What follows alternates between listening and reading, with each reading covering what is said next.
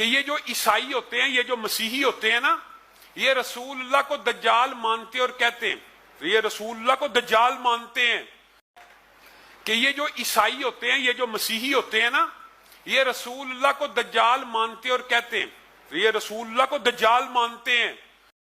Jesus کی آپ کے اعتبار سے مڈل ایسٹ میں آئے، یروشلم میں آئے، ٹھیک ہے، یروشلم مڈل ایسٹ میں ہے، لیکن ان کی ٹیچنگ کا ڈومیننس یروشلم میں ہی نہیں ہے، ٹھیک ہے۔ یروشلم میں اس وقت کون ہے؟ یہودی پاور میں ہے۔ جو یہودی حضرت عیسیٰ کو نہیں مانتے، حضرت عیسیٰ کو تو وہ دجال مانتے ہیں، لیاذ باللہ، حضرت عیسیٰ کو تو وہ دجال مانتے ہیں، لیاذ باللہ، حضرت عیسیٰ کو تو وہ دجال مانتے ہیں، لیاذ باللہ۔ Hold on let's complete. نہیں، اب آپ دیکھیں، الفاظ نہ بدلیں۔ ان کی ٹیچنگ کا ڈومیننس کا سب سے زیادہ کہاں پر ہے؟ یورپ میں اور امریکہ میں۔ امریکہ پروٹسٹنٹ ہے اور جو یورپ ہے وہ اس کا ایک بڑا حصہ کیتھولک ہے۔ ساؤتھ امریکہ میں جہاں گستاخانہ الفاظ دہرائے بغیر قرآن و سنت کی شرح بیان نہیں ہو سکتی۔ والعیاذ باللہ تعالی۔ دیکھیں، یہ آپ مشورہ تو ضرور دے سکتے ہیں، لیکن بعض اوقات آڈینس تک بات پہنچانے کے لیے نقل کفر نباشت یہ کرنا پڑتا ہے۔ اس میں مقصد نعوذ باللہ توہین نہیں ہوتا، بلکہ اس کو تو ٹاپک کو ڈسکس بھی نہیں کرنا چاہیے کہ وہ جو بندہ قرآن کی تفسیر بیان کر رہا ہے تو وہ معاذ اللہ کسی کی توہین کے لیے بیان کر رہا ہے۔ ناٹ ایٹ آل، ایسا نہیں ہے۔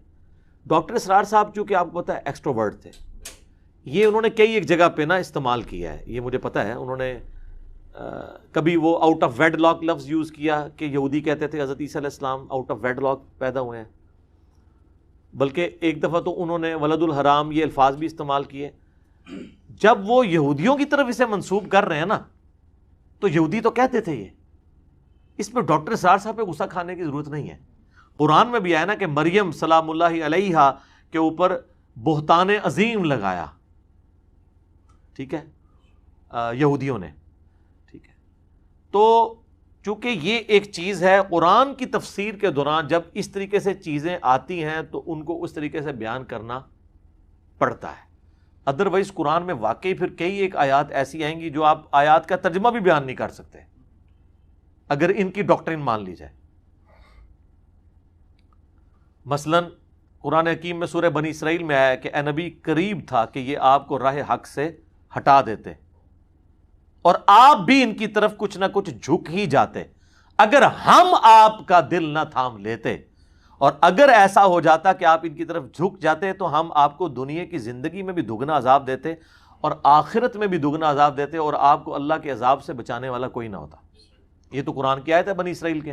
آپ کوئی شخص کہے گا کہ اس آیت کا ترجمہ کرنا یا تفسیر کرنا یا اس کو بیان کرنا حرام ہے، تو اس کا کیا مطلب ہوگا؟ یہ کہہ رہا ہے کہ قرآن جو اللہ نے نازل کیا ہے اس قرآن کو پڑھنا حرام ہے نا۔ یہ کہیں گے نہیں ترجمہ نہ کریں، چلو ترجمہ نہیں کرے پھکی لے لو، پھر عربی کے کرن گے؟ ساڑھے کل اللہ فضل اللہ ہر طرح دعائی موجود ہے تو واسطے۔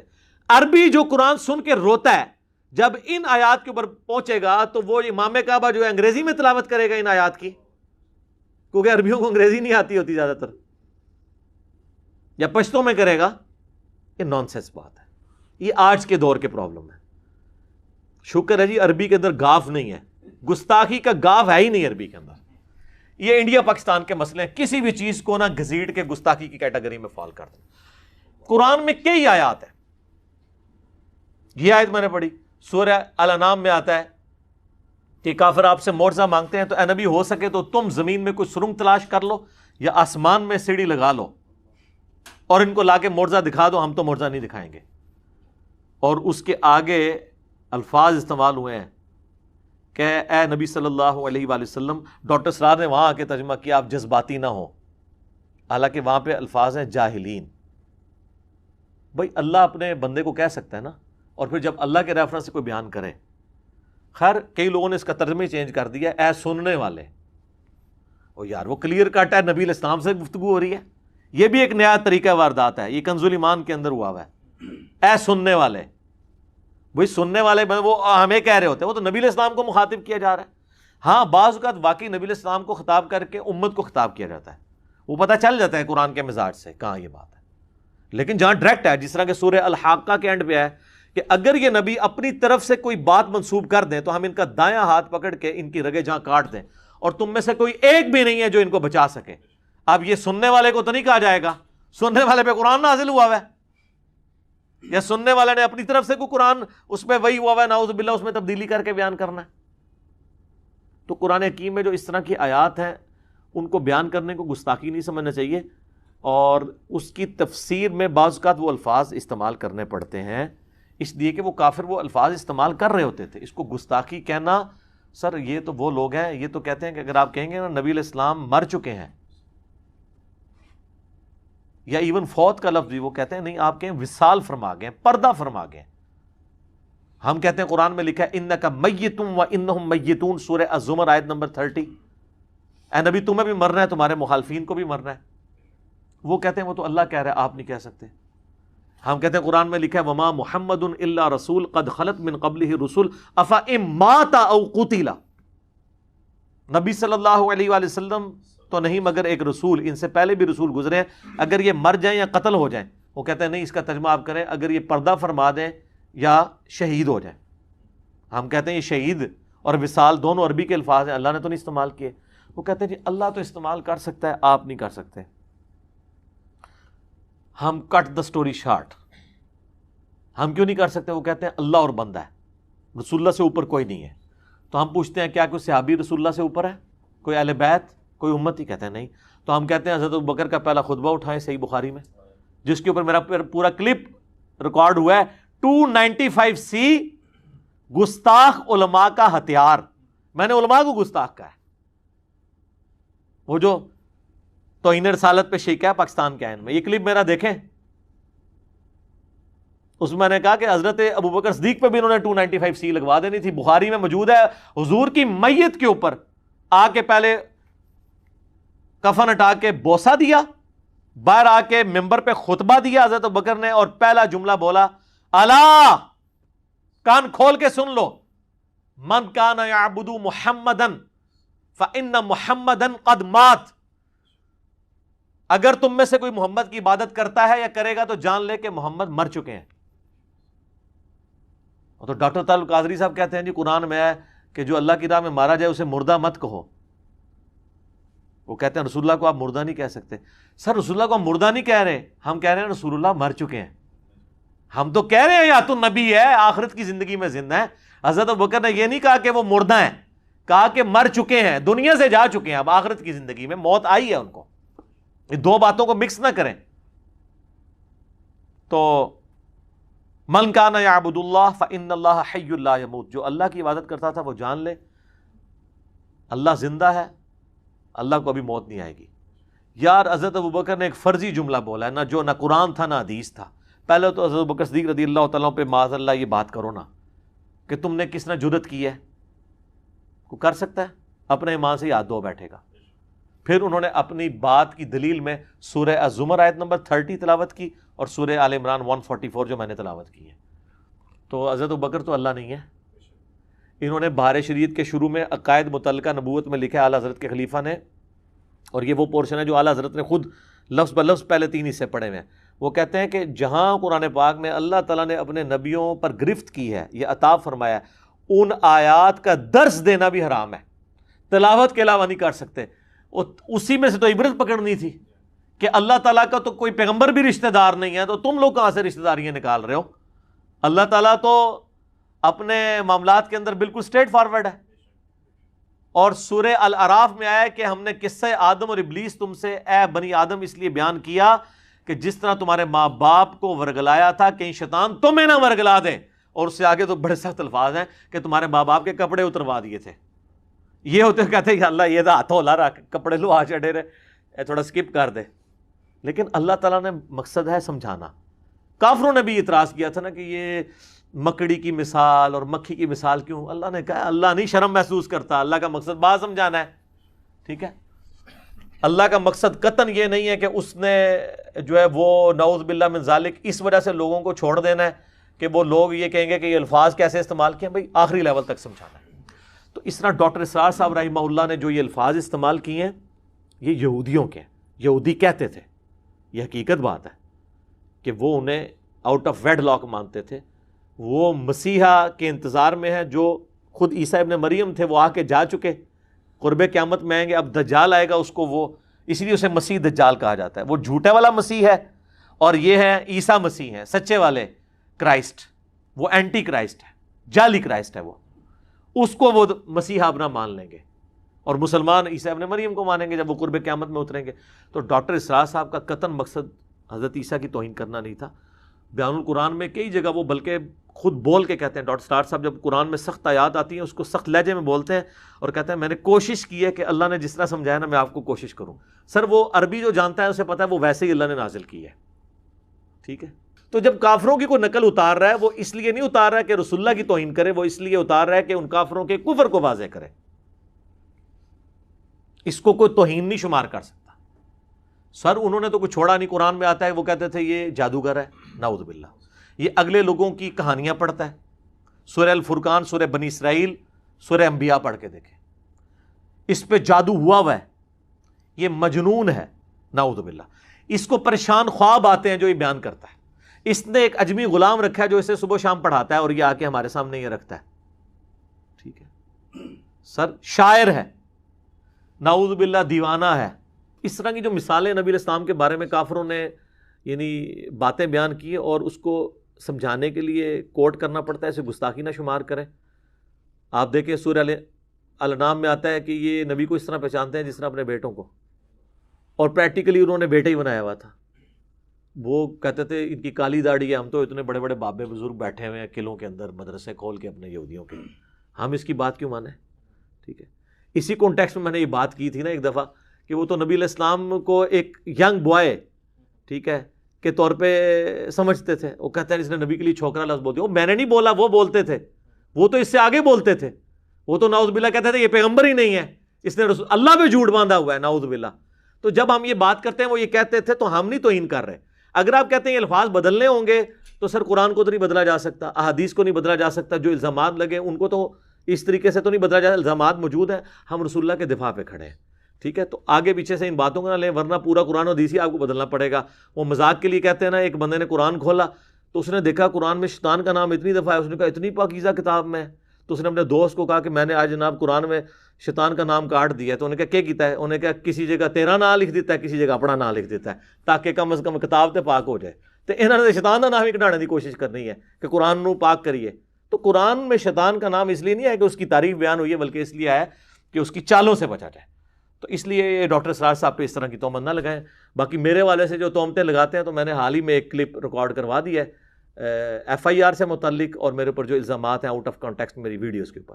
اللہ تعالیٰ سے دعا ہے جو حق بات میں نے کہی اللہ تعالیٰ ہمارے دلوں میں راسخ فرمائے۔ سبحانک اللہم وبحمدک اشہد ان لا الہ الا انت استغفرک واتوب الیک وما علینا الا البلاغ المبین۔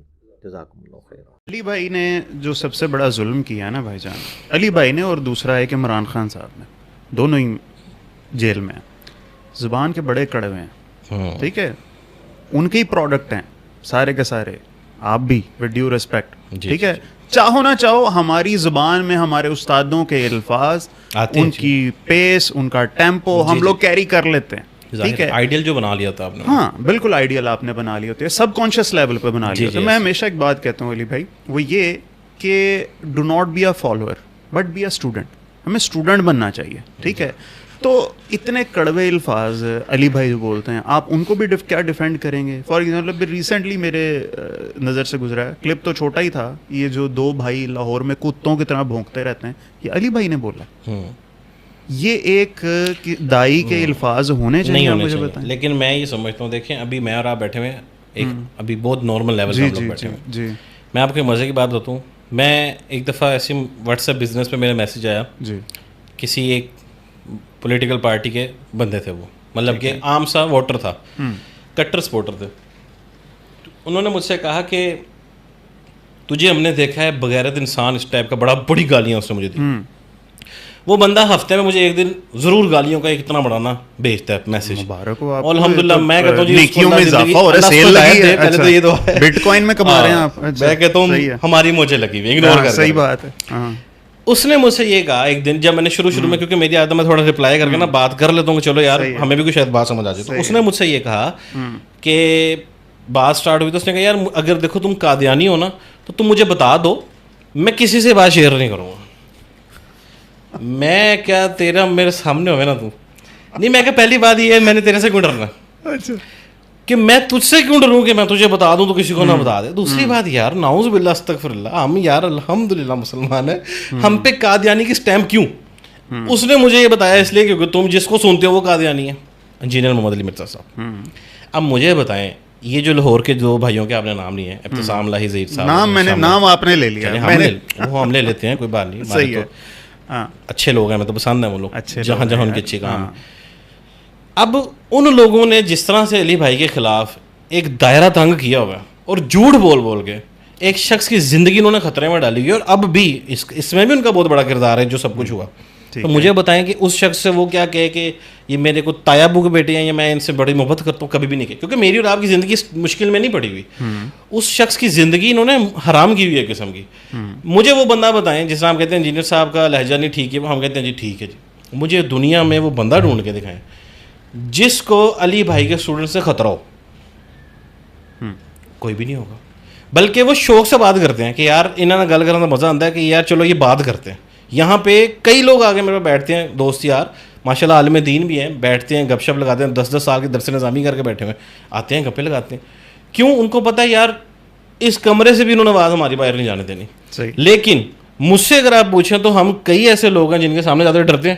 ہمیں پتا ہے بھائی ان کے ساتھ ذرا علمی ڈبیٹ, ذرا ہیٹ مومنٹ پہ انہوں نے پکڑ کے کچھ بھی کر دینا. تو بھائی یہی تربیت کا فرق ہے. میں کہتا ہوں الفاظ کو چھوڑیں. اگر آپ نے میٹھی میٹھی تربیت کر کے بچوں کا دماغ یہ بنایا ہوا ہے نا کہ وہ جو کیا کہتے ہیں اپنے جو مخالفین کا اوپینین ہے وہ برداشت نہیں کر سکتے, تو میں کہتا ہوں آپ کڑوی زبان ہی بول لیں. اور لہٰذا دوسری طرف آ جائیں, کڑوی زبان وہ ہوتی ہے جو ہمیں سمجھ نہیں آتی. تو آپ نے ایک مثال دی ہے نا, اگر آپ کسی بریلوی بھائی سے پوچھیں نا تو اس کے نزدیک انجینئر صاحب کی سب سے گھٹیا حرکت ہے نا وہ یہ ہے کہ وہ درباروں کے خلاف بولتے ہیں.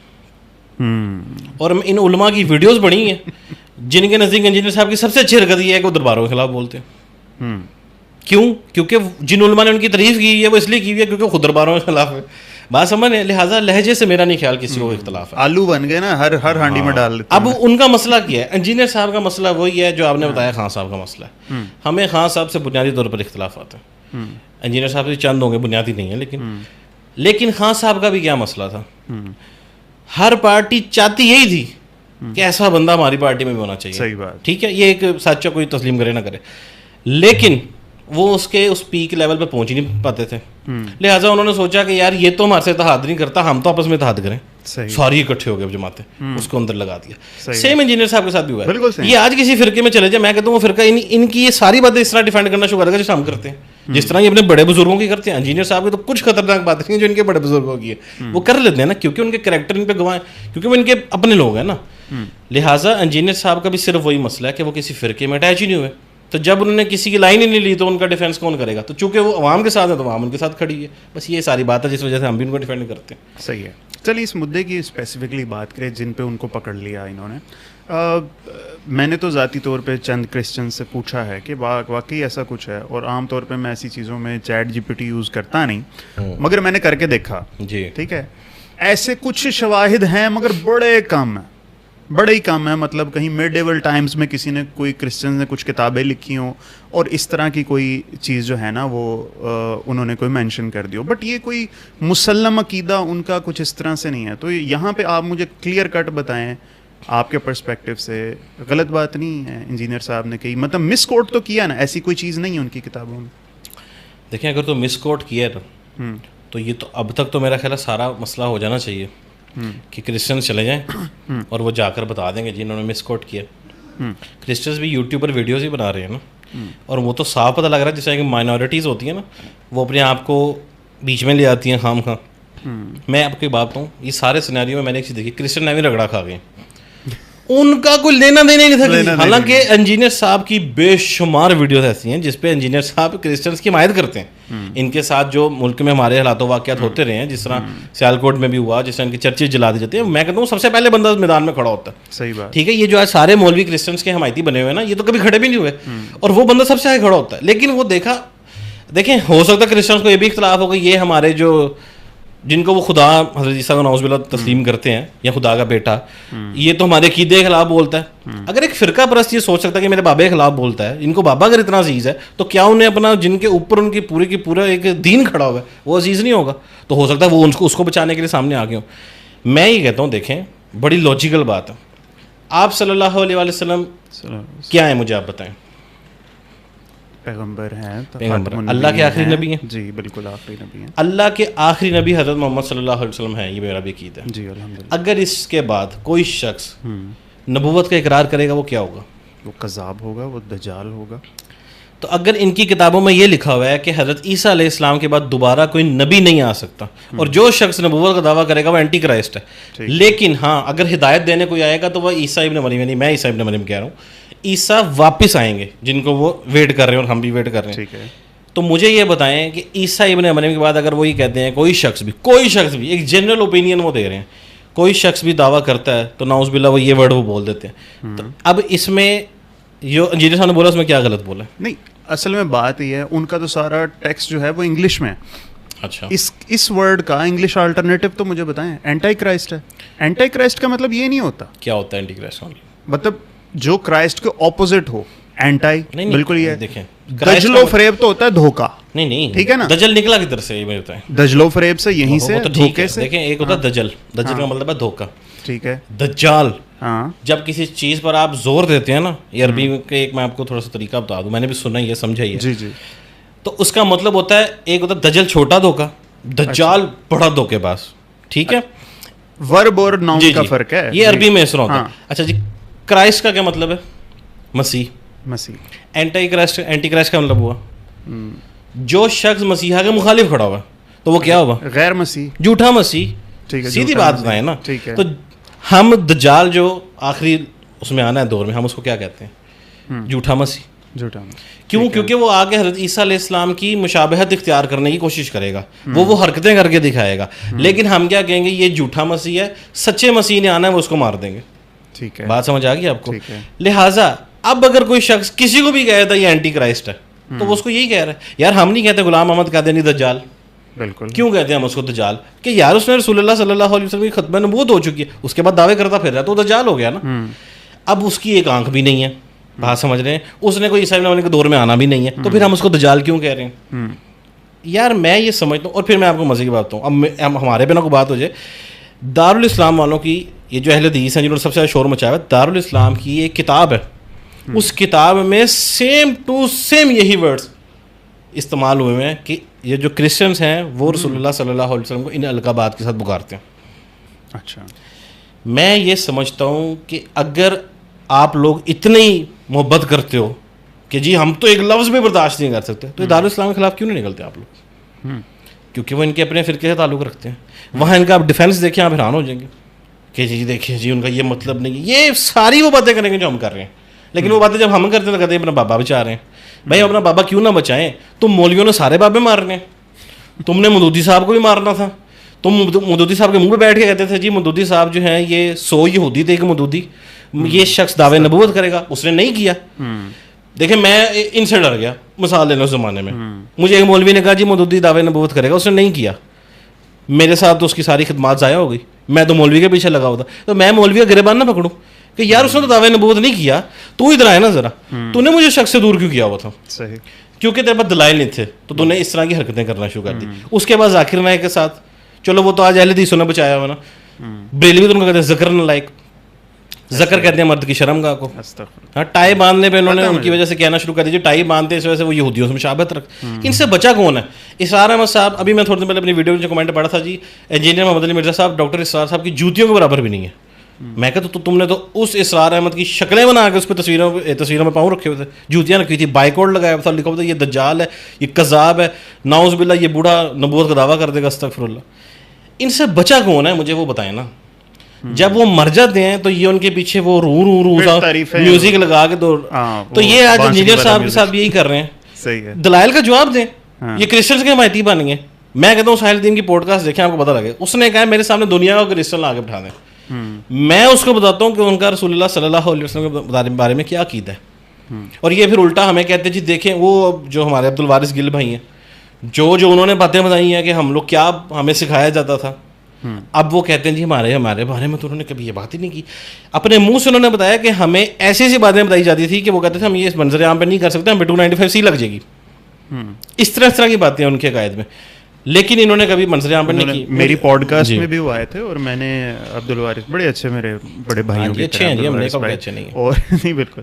تو میں نے ان سے پوچھا, میں نے کہا جی کہ عام طور پر کرسچنس کمیونٹی میں مسلمانوں کے بارے میں کیا پرسیپشن ہے. انہوں نے کہا کچھ ایسی باتیں فہد جو میں پوڈ کاسٹ میں نہیں بتا سکتا. یہ میں نے بھی سنی آپ کے پوڈ کاسٹ میں, کل میں سن رہا, حیران ہوا. اور میں نے ان سے پوچھا نہیں, میں کہا چلو یار نہ ہی بتائیں کہیں میرا ہی دل نہ آوازار ہو. نہیں تو اب انہوں نے کیا کہا ہے نا, اب انہوں نے کہا ہے کہ ایک وقت ایسا آئے گا, امت یاد رکھے گی کہ کرسچنز کہتے تھے کہ ہم آپ کے پروفٹ کے بارے میں یہ بات نہیں چاہتے تھے, لیکن مسلمان خود اپنے پروفٹ کے بارے میں ایک شخص کی خاطر یہ کروائی جا رہے تھے کہ وہ کہتے تھے. یعنی کہ ہم انجینئر صاحب کی خاطر نعوذ باللہ یہ کہتے ہیں کہ کرسچنوں نے بات کر.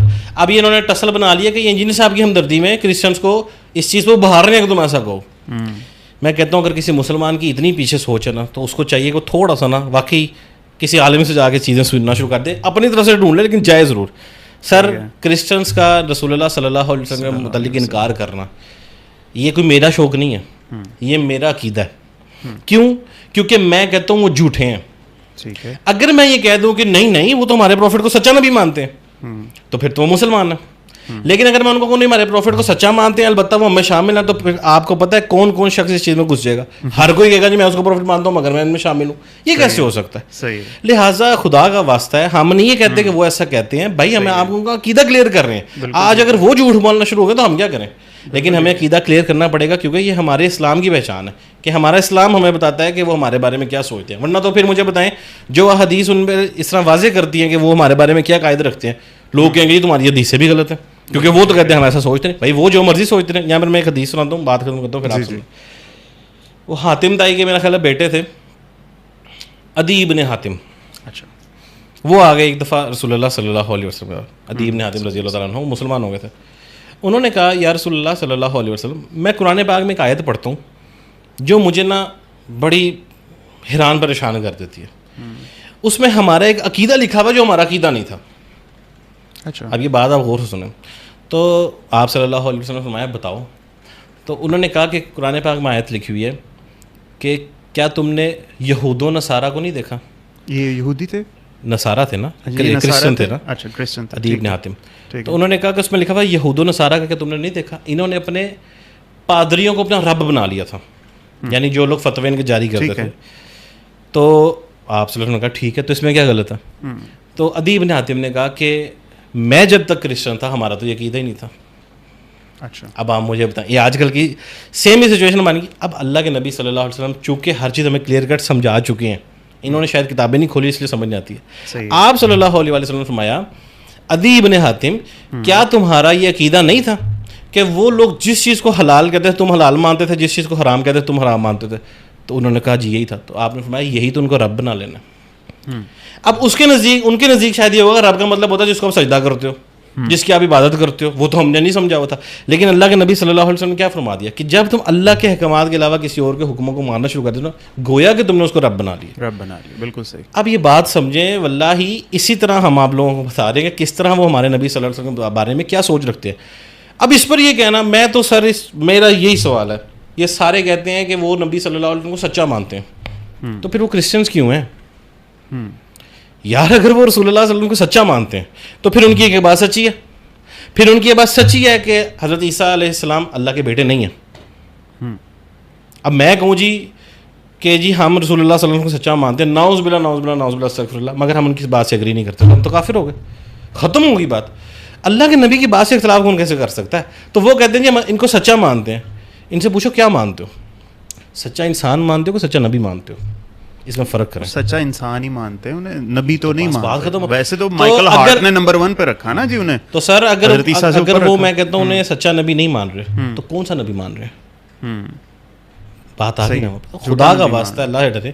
میں یہ کہتا ہوں پھر بھی اس سب کے باوجود بھی اگر آپ کو انجینئر صاحب سے اس چیز کا اعتراض ہے, یار ان سے کہ اپنے الفاظ کا چناؤ بہتر کر. یہ تو میرا بھی ویسے اعتراض ہے, ان کو اپنا چناؤ بہتر رکھنا چاہیے. اور یہ اس اسپیسیفک چیز میں نہیں, بڑی چیزوں میں ان کو اپنے الفاظ کے چناؤ کو بہتر کر لینا چاہیے.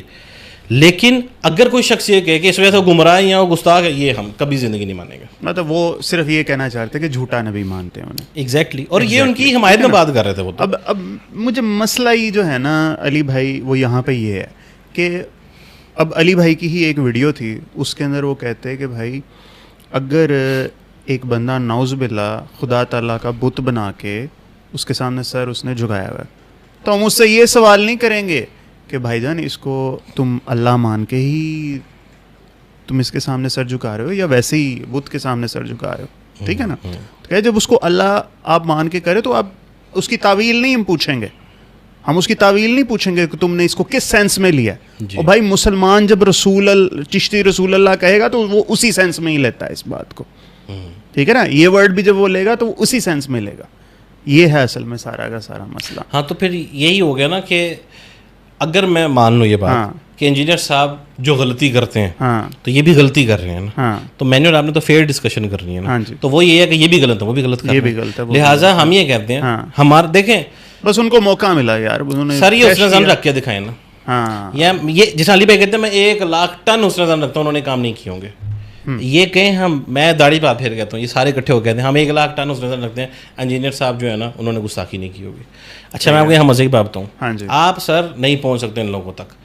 ہمارے پاس یہاں پہ کچھ بھائی آئے ماشاء اللہ عالم دین ہے, میں نے ان سے کہا کہ یار یہ اہل حدیثوں کو کیا ہو گیا, یہ کہہ رہے ہیں کہ نعوذ باللہ استغفر اللہ انجینئر صاحب نے نبی صلی اللہ علیہ وسلم کی گستاخی کی ہے. میں کہا تو مجھے دل پہ ہاتھ رکھ کے بتا کیا یہ گستاخی ہے, تو اس نے کہا نہیں. تو میں نے کہا پھر یہ تمہارے بڑے ہی کام کیوں کر رہے ہیں, یعنی وہ جو 2 بھائی ہیں. سر اس نے وہ بات بتائی جہاں تک انسان کا دماغ ہی نہیں جا سکتا. بتائیں, میں نہیں کہتا ان کی سوچ ہوگی, لیکن مجھے یہ جو انہوں نے بتایا میں یہ ایزیوم کرتا ہوں کہ این ممکن ہے انہوں نے واقعی چیز سوچی ہو, کیونکہ یہ لوگ یہ چیز سوچ سکتے ہیں. اس نے کہا دیکھیں جی حدیث ہے کہ آپ صلی اللہ علیہ وسلم نے فرمایا جنگ دھوکے کا نام ہے, ٹھیک ہے. میں نے کہا جی ایسے ہی ہے. تو کہتے بٹ صاحب جنگ میں دھوکہ جائز ہو گیا, میں کہا جی جائز ہو گیا. اچھا کہتے جنگ کس کے خلاف لڑی جاتی ہے, میں نے کہا کافر باطل ان لوگوں کے خلاف. کہتے ہیں انجینئر صاحب جو ہے نا وہ ہمارے فرقے کے نزدیک باطل عقائد پہ ہیں, گمراہ ہیں, لہٰذا ہم اسے جنگ لڑ رہے ہیں, اور جنگ چونکہ دھوکے کا نام ہے لہٰذا ہم ان کو یہ دھوکہ دے رہے ہیں عوام کو کہ اس نے گستاخی کی ہے. سر امیجن کر سکتے ہیں میں نے کہا اب 1 منٹ, اب میں تجھے پہلے یہ کلیئر کروں کہ وہ باطل نہیں ہے, پھر میں تجھے کلیئر کروں کہ گمراہ نہیں ہے, پھر میں تجھے بتاؤں کہ یار تو اس سے جنگ نہیں بنتی, پھر تو کہیں جا کے چیز ماننے کا گستاخ نہیں ہے. یہ تو میں نے کہا یار تجھے میں کو فرق نہیں پڑتا کہ تمہاری اس غلطی جیسے اس کی پوری زندگی خراب ہو جائے گی. کہتے نہیں ہمیں نہیں فرق پڑتا. تو سر یہی